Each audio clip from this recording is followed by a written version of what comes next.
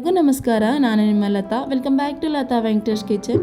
ಇವತ್ತು ನಮ್ಮ ಕಿಚನಲ್ಲಿ ಹಳ್ಳಿ ಸ್ಟೈಲ್ ಮಟನ್ ಗ್ರೇವಿ ಯಾವ ರೀತಿ ಮಾಡೋದಂತ ಹೇಳ್ಕೊಡ್ತೀನಿ. ಟೇಸ್ಟ್ ಅಂತೂ ತುಂಬ ಚೆನ್ನಾಗಿರುತ್ತೆ. ಹೊಸ್ದಾಗಿ ಮಾಡೋರು ಕೂಡ ತುಂಬ ಈಸಿಯಾಗಿ ಕೂಡ ಮಾಡ್ಕೊಬೋದು. ಯಾರಾದರೂ ಹೊಸ್ದಾಗಿ ನೋಡ್ತಾ ಇದ್ದೀರಾ ನನ್ನ ಚಾನಲ್ನ, ಪ್ಲೀಸ್ ಸಬ್ಸ್ಕ್ರೈಬ್ ಮಾಡ್ಕೊಳ್ಳಿ, ಶೇರ್ ಮಾಡ್ಕೊಳ್ಳಿ. ಹಾಗಾದರೆ ಹೇಗೆ ಮಾಡೋದಂತ ನೋಡೋಣ ಬನ್ನಿ. ಮೊದಲು ಮಟನ್ ಗ್ರೇವಿ ಮಾಡ್ಕೊಳ್ಳೋದಕ್ಕೆ ಮಸಾಲಾನ ರುಬ್ಕೊಳ್ಳೋಣ. ಒಂದು ಸಣ್ಣದಾಗಿರೋ ಮಿಕ್ಸಿ ಜಾರ್ ತೊಗೊಂಡಿದ್ದೀನಿ. ಅದಕ್ಕೆ ಒಂದೆರಡು ಗೆಡ್ಡೆ ಆಗೋಷ್ಟು ಬೆಳ್ಳುಳ್ಳಿನ ಸೊಲ್ದು ರೆಡಿ ಮಾಡಿ ಇಟ್ಕೊಂಡಿದ್ದೆ, ಅದನ್ನು ಸೇರಿಸ್ತಾ ಇದ್ದೀನಿ. 1-2 ಇಂಚ್ ಆಗೋಷ್ಟು ಕೊಬ್ಬರಿ ಸೇರಿಸ್ತಾ ಇದ್ದೀನಿ. ಕೊಬ್ಬರಿ ಸೇರಿಸೋದ್ರಿಂದ ಟೇಸ್ಟ್ ತುಂಬ ಚೆನ್ನಾಗಿ ಬರುತ್ತೆ. ಸ್ವಲ್ಪ ಗ್ರೇವಿ ಕೂಡ ಸ್ವಲ್ಪ ತಿಕ್ಕಾಗಿ ಬರುತ್ತೆ. ಹಾಗಾಗಿ ಒಂದು ಅರ್ಧ ಇಡಿ ಆಗೋಷ್ಟು ಕೊತ್ತಂಬರಿ ಸೇರಿಸ್ತಾ ಇದ್ದೀನಿ. ಒಂದು ಸ್ವಲ್ಪ ಶುಂಠಿ ಸೇರಿಸ್ತಾ ಇದ್ದೀನಿ. ಸೇರಿಸಿದ ನಂತರ ಒಂದು ಸ್ವಲ್ಪ ವಾಟರ್ ಹಾಕಿ ಚೆನ್ನಾಗಿ ಗ್ರೈಂಡ್ ಮಾಡಿ ರೆಡಿ ಮಾಡಿ ಇಟ್ಕೊಂಡಿದ್ದೀನಿ. ಈ ಕನ್ಸಿಸ್ಟೆನ್ಸಿಯಲ್ಲೇ ರೆಡಿ ಮಾಡಿ ಇಟ್ಕೊಂಡಿದ್ದೀನಿ. ಇದನ್ನು ಒಂದು ಬೌಲ್ಗೆ ಟ್ರಾನ್ಸ್ಫರ್ ಮಾಡಿ ರೆಡಿ ಮಾಡಿ ಇಟ್ಕೊತಾ ಇದ್ದೀನಿ. ಈಗ ಗ್ಯಾಸ್ ಸ್ಟವ್ ಮೇಲೆ ಒಂದು ಕುಕ್ಕರ್ ಇಟ್ಟಿದ್ದೀನಿ. ಸ್ವಲ್ಪ ಹೀಟ್ ಆದ ನಂತರ ಒಂದು 4 ಟೇಬಲ್ ಸ್ಪೂನ್ ಆಗೋಷ್ಟು ಕುಕ್ಕಿಂಗ್ ಆಯಿಲ್ ಸೇರಿಸ್ತಾ ಇದ್ದೀನಿ. ಸೇರಿಸಿದ ನಂತರ ಒಂದು ಸಣ್ಣದಾಗಿ ಹೆಚ್ಕೊಂಡಿರುವ ಈರುಳ್ಳಿನ ಸೇರಿಸ್ತಾ ಇದ್ದೀನಿ. ಈಗ ಸ್ವಲ್ಪ ಕಲರ್ ಚೇಂಜ್ ಆಗೋತನ ಫ್ರೈ ಮಾಡ್ಕೊಳ್ಳಿ.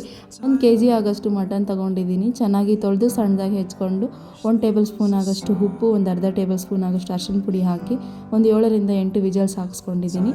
ಈಗ ಚೆನ್ನಾಗಿ ಬೆಂದಿದೆ ಮಟನ್. ಈಗ ನಾವು ಆಲ್ರೆಡಿ ಗ್ಯಾಸ್ ಸ್ಟವ್ ಮೇಲೆ ಇಟ್ಟಿದ್ವಲ್ವ ಈರುಳ್ಳಿನ, ಈಗ ಚೆನ್ನಾಗಿ ಫ್ರೈ ಆಗಿದೆ. ಇದಕ್ಕೆ ನಾವು ಮಸಾಲ ರುಬ್ಕೊಂಡಿದ್ವಲ್ವ ಅದನ್ನು ಸೇರಿಸ್ತಾ ಇದ್ದೀನಿ. ಈಗ ಚೆನ್ನಾಗಿ ಫ್ರೈ ಮಾಡ್ಕೊಳ್ಳಿ. ಸ್ವಲ್ಪ ಮಸಾಲ ಸ್ಮೆಲ್ಲೆಲ್ಲ ಹೋಗಬೇಕು, ಆ ಥರ ಚೆನ್ನಾಗಿ ಫ್ರೈ ಮಾಡ್ಕೊಳ್ಳಿ.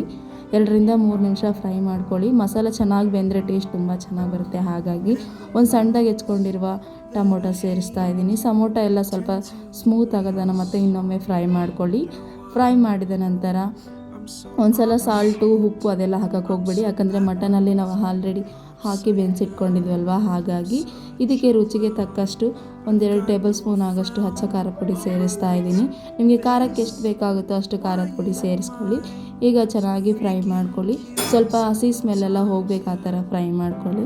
ಫ್ರೈ ಮಾಡಿಕೊಂಡ ನಂತರ ಪ್ಲೇಟ್ ಮುಚ್ಚಿಟ್ಬಿಡಿ. ಸ್ವಲ್ಪ ಖಾರದ ಪುಡಿ ಎಲ್ಲ ಸ್ಮೆಲ್ ಹೋಗ್ಬೇಕು, ಆ ಥರ ಫ್ರೈ ಮಾಡ್ಕೊಳ್ಳಿ. ನಾವು ಆಲ್ರೆಡಿ ಕುಗ್ಸಿ ರೆಡಿ ಮಾಡಿ ಇಟ್ಕೊಂಡಿದ್ವಲ್ಲ ಮಟನ್ನ, ಅದನ್ನು ಸೇರಿಸ್ತಾ ಇದ್ದೀನಿ. ನೀರು ಸಮೇತ ಸೇರಿಸ್ತಾ ಇದ್ದೀನಿ. ಈ ಥರ ಸೇರಿಸೋದ್ರಿಂದ ಗ್ರೇವಿ ಸ್ವಲ್ಪ ಟೇಸ್ಟಿಯಾಗಿ ಬರುತ್ತೆ. ಹಾಗಾಗಿ ಈಗ ಇದನ್ನು ಕೂಡ ಚೆನ್ನಾಗಿ ಮಿಕ್ಸ್ ಮಾಡ್ಕೊಳ್ಳಿ. ಈಗ 2ರಿಂದ 3 ನಿಮಿಷ ಚೆನ್ನಾಗಿ ಕುದಿಸ್ಕೊಳ್ಳಿ. ಕುದಿಸ್ಕೊಂಡ ನಂತರ 1 ಟೇಬಲ್ ಸ್ಪೂನ್ ಆಗೋಷ್ಟು ಗರಂ ಮಸಾಲ, 1 ಟೇಬಲ್ ಸ್ಪೂನ್ ಆಗೋಷ್ಟು ಮಟನ್ ಮಸಾಲ ಸೇರಿಸ್ತಾ ಇದ್ದೀನಿ.